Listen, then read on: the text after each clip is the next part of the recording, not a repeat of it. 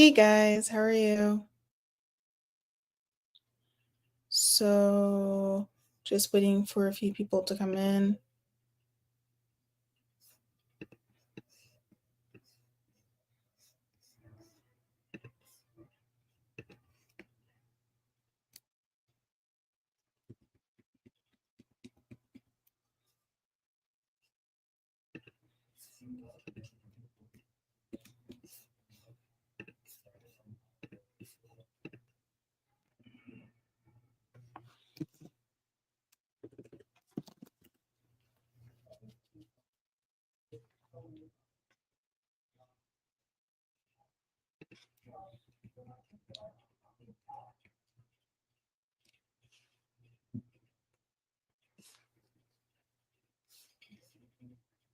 Hopefully, everyone's having a good Friday. Happy Halloween. Hopefully, everyone's having fun.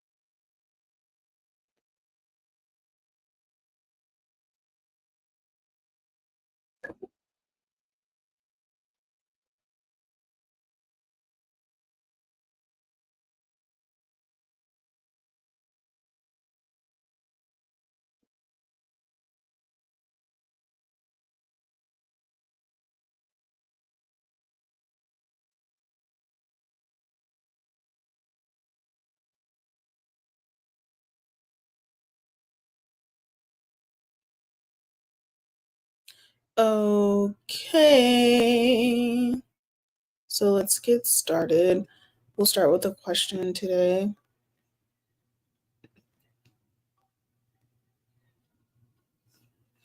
So, the first question,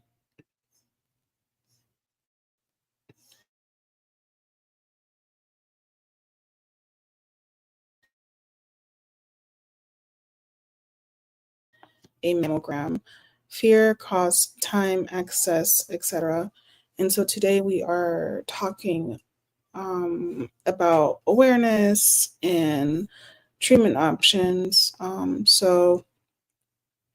Um, we'll be talking about a little bit of stats and just doing a full overview. I think the first day I had discussed my experiences, and I know at some point my experiences with my mom, and I know at some point my mom will kind of give her own uh, take on everything as well. Um,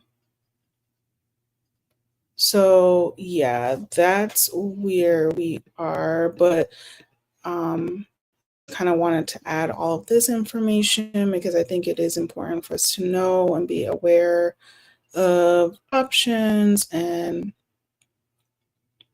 I think there's like a big fear of just getting tested really because of the unknown. I think that's across healthcare as a whole. So,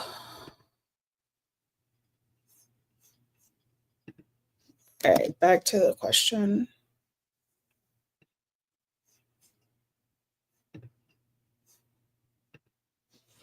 What might keep you from scheduling a mammogram? Fear, cost, time, access.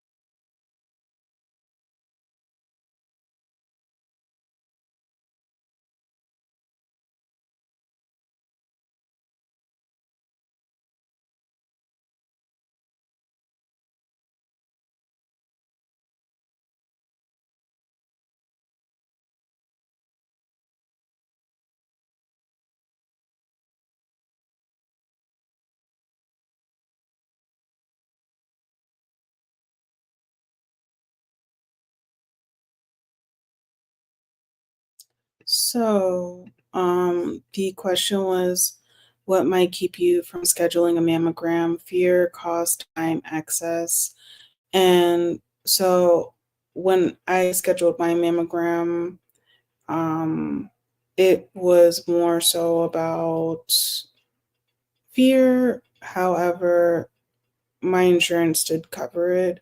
I know for some people that is a big barrier. And I'm going to read something from the CDC.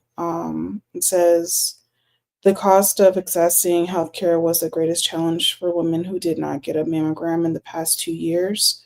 Other major barriers include being dissatisfied with life, feeling socially isolated, experiencing loss or reduced hours at work, and not having reliable transportation. And then women without health insurance who have low incomes and who do not have a usual source of health care are less likely to get mammograms. And so I think, as we know, our Congress is going, we have like a stalemate with the government, which is kind of why we're in shutdown. It's important to think about um, why we are,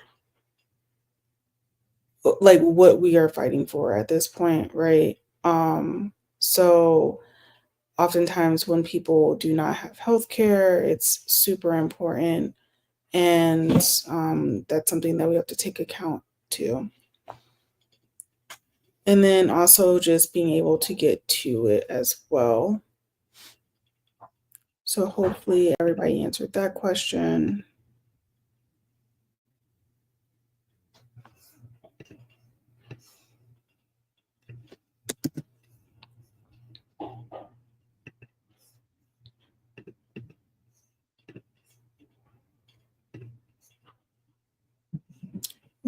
Go through. So what would make you feel more comfortable about the screening process?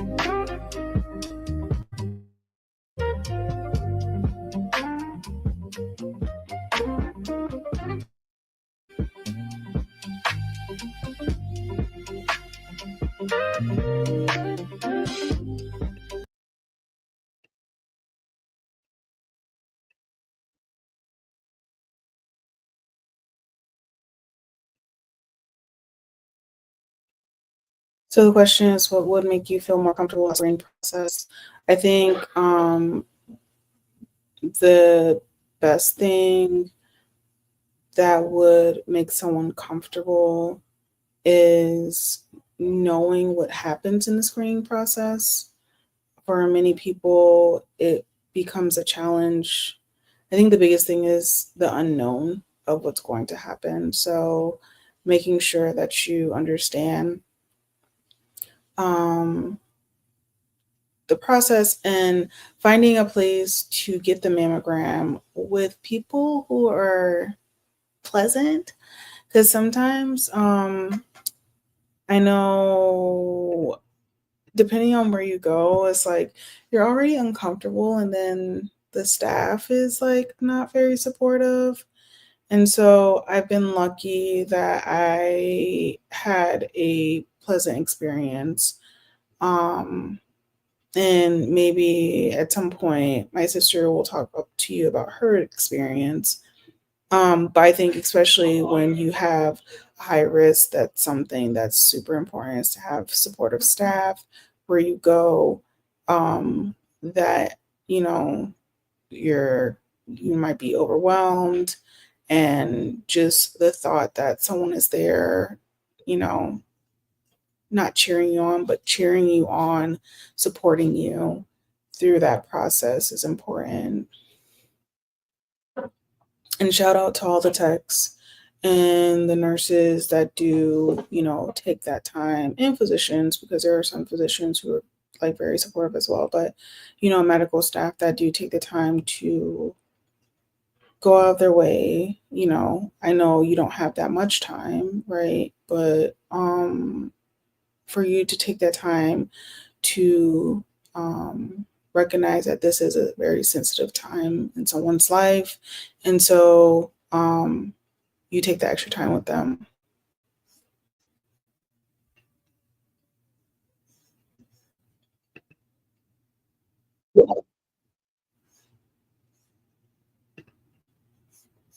Okay, so what I want to go over was, I think we're all kind of familiar with some of the stats. According to the stats, approximately within the US, there's approximately 279,000 new female breast cancer cases. That doesn't account for the male cases. Males get breast cancer as well. There are 42,000 deaths. That's the stats from 2023. And then 1 in 8 women will develop breast cancer in her lifetime. So that is the lifetime risk.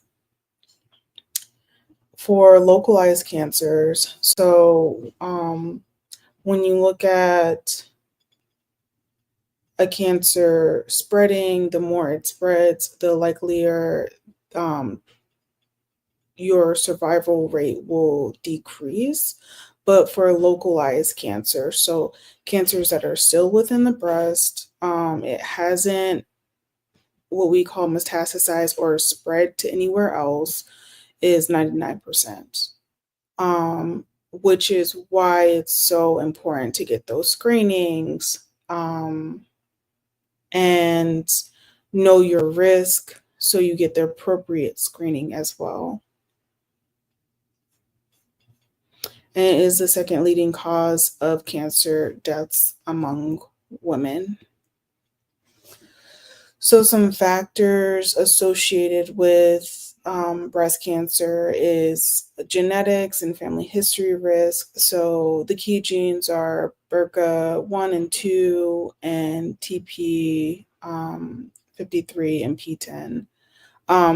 And so,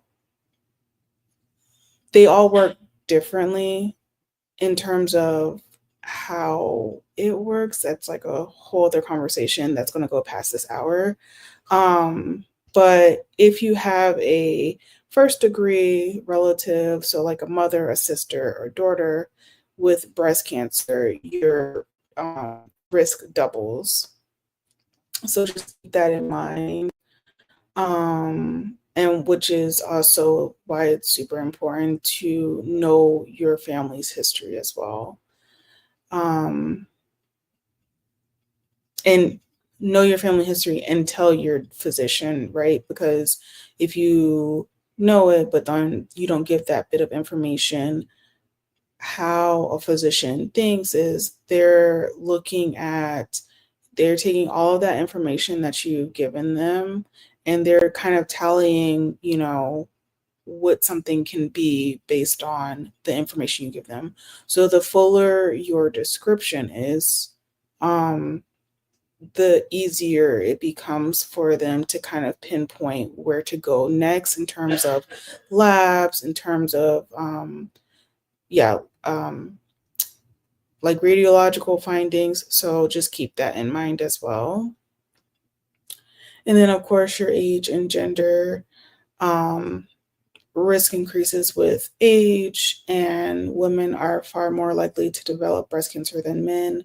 Men can also develop it, particularly with genetic or hormonal factors like Klinefelter's syndrome. Race and ethnicity. So, white women have a slightly higher overall incidence. Black women are often diagnosed younger, and that's wrong. Let me check that. Oh, sorry. Okay. Black women often are diagnosed younger and at a more advanced stage with higher mortality rates. Hispanic, Asian, and Indigenous women have lower incidence, but often have limited access to early detection. So, in each race and ethnicity, you'll see that the barriers are different. And so you want to think about that when you're receiving your own care, and also physicians and medical staff, people who create policies. That's important for us to consider when we are looking at how we can fill the gap to care.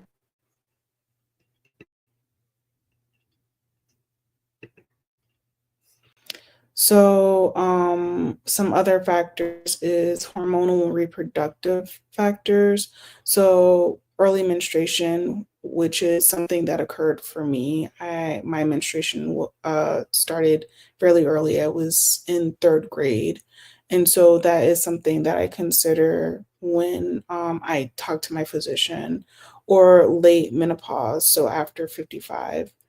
Um, because of the amount of estrogen that you are exposed to within your body for that period of time. So you figure if you are, you get your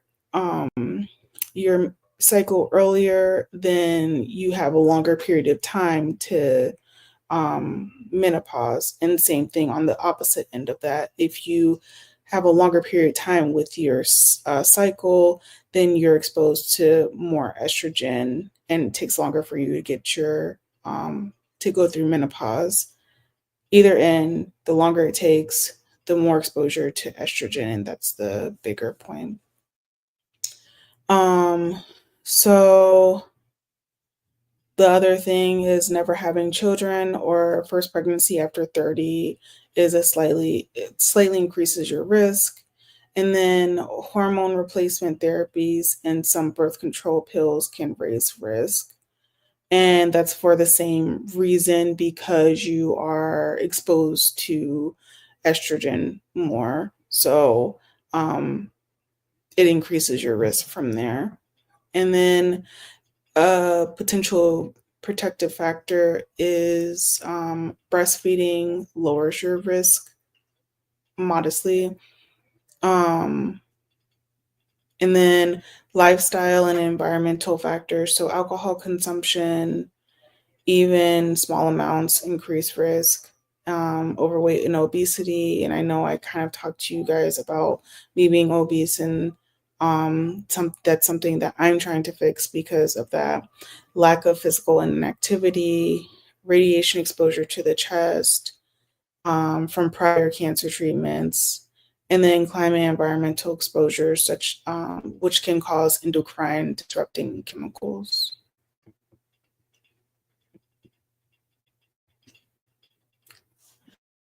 So, the screening recommendations are women between 40 and 44 have the option to start screening with, if you don't have, and go through this, but if you don't have a high risk for breast cancer, these are the screenings. So women between 40 and 44 have the option to start screening with a mammogram every year. Women 45 to 54 should get a mammogram every year. Women 55 and older can switch to a mammogram every other year, or they can choose to continue yearly mammograms. Screening should continue as long as a woman is in good health and expected to live at least 10 more years. So I personally, and this is just my personal recommendation, of course, this is something that you should definitely talk to your physician about. But if you have the option to start screening early, um, I would do that, only because it also gives you a baseline in which your physician can kind of know your breasts. Black women tend to have um, denser breast tissue, so it's kind of important to have like that baseline to know like the differences, because that's something that's very hard to kind of see. And then we'll kind of get into like diagnostics and the differences between like a mammogram and ultrasound and stuff. But yeah, so me personally, like starting as early as possible. If you have a risk, you can start even earlier than that. And that's something good to know. And actually, if you do have a high risk, the recommendation is for you to get an MRI. So, women who are at high risk for breast cancer based on certain factors should get a breast MRI and a mammogram every year, typically starting at age 30. So, I actually just recently had my first mammogram last year. And so I'm kind of late on the ball, but definitely if you are at high risk, so high risk would be something like a lifetime risk of breast cancer of about 20 to 25% or greater, according to a risk assessment tool. Having a known BRCA1 or BRCA2 gene mutation or BRCA um, 1 or 2, having a first degree relative, parent, brother, sister, or child with BRCA or BRCA gene mutation and have not had genetic testing themselves, had radiation therapy to the chest for 30 have Lee-Fermini syndrome, Cowden syndrome, or Bunyan-Riley-Ruvalcaba syndrome, or have first-degree relatives with one of these syndromes. I hope I said that correctly. If I did not, I apologize.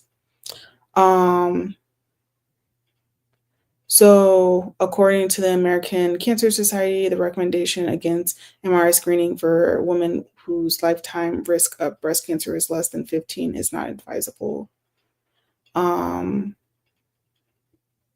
So again, it's very important to talk to your physician and come to an agreement as to what's the best for you, because you also don't want to do over screening, right? That causes an increase in it causes a whole other issue. So yeah.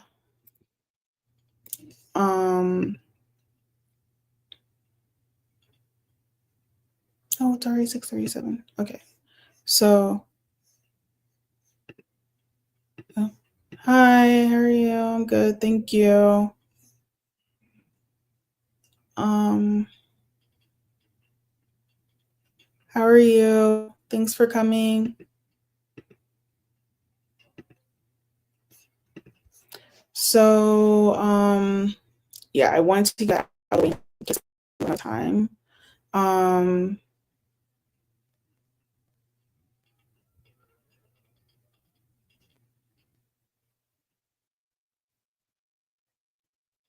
so I think what I'll say is, since I read all of that, we can go through this question. What does early detection mean to you personally?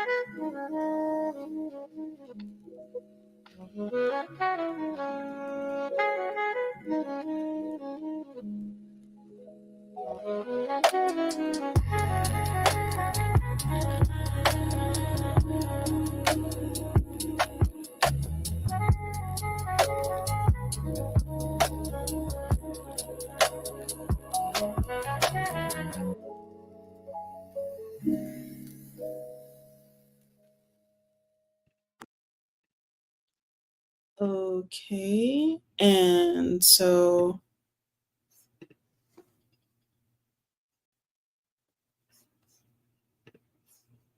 what does early detection mean to you personally? So, for me, it means, sorry, it's getting a little dark. For me, it means that there's higher outcomes, uh, better outcomes in terms of your cancer treatments and um, right. So, like, your outcomes to treatment are going to be a little bit better. And so I think that's something to consider um, when you do get kind of nervous about possibly going to a screening or even screening yourself at home. It can be nerve wracking, and so we avoid it. But remembering that with early detection, that means that you get the best opportunities and possibilities to catch it early at a stage that is localized, like we talked about earlier, and um, therefore you feel a little bit more. I shouldn't say a little bit more, but it's it's manageable in a different way. Of course, because of all of the research that we have done within breast cancer, I think we've made a lot of strides in breast cancer. So if it is at an advanced stage, that is also, um, we've seen a lot of ways to treat it. We have a lot more options. So it's still a great reason to get screened and figure out what's going on. And oftentimes, the first indicator is someone doing a self exam. And so I think it's important for us to consider that, right? Making sure that we do those exams. And we know our bodies overall. Like, I think it's important for us to know our bodies, what feels right, what feels wrong, so that we can speak to that at some point. Um, because our bodies are super smart. And um, the first thing that you do, and it could be anything, like you could eat something and it doesn't agree with you, and you are reacting to it, don't keep testing fate. Like, maybe another time, but like there's something in your body that it just doesn't work for your body. So make sure you take that into account. And with that said, I'm going to discuss um, making sure you do proper nutrition when you, both as a preventative, but also during treatment and after treatment. Um, I had the um, I want to make sure that you understand the importance of nutrition and still taking care of yourself while you are going through treatment, after treatment, but even before it's preventative. Um, and then during, you have better outcomes in terms of um, how you're feeling overall in your body. Like, if you're getting treatments, I have not gotten this. This is just experiences that I've had with my mom. Your body changes. You don't feel, women often say they don't feel the same after treatment. The drugs are very strong. It and it can affect your mind. It can affect, your skin, your hair. Um So, with that said, just make sure that you are taking time for yourself. It's even that much more important to do these things because you are going through these treatments. You won't feel the same. And so, validate those feelings. You're human. And it's also um, important to validate that you might feel a certain sadness to getting treatments, of any medical procedures, especially if you're a person of color, when you are fearful of just medicine in general and what that means for you.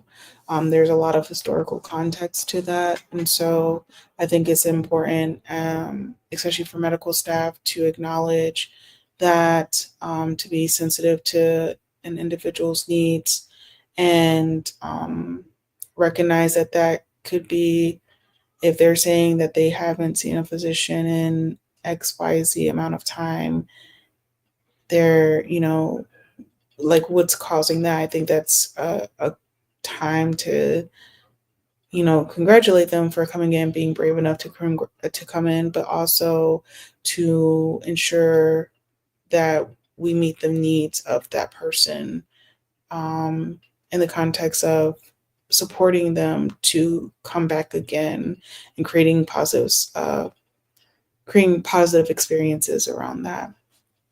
So I am I actually have family in right now, and it's getting late. So I'm going to cut this at this time. I thank everybody who participated, and I look forward to our next discussion. See you. Bye.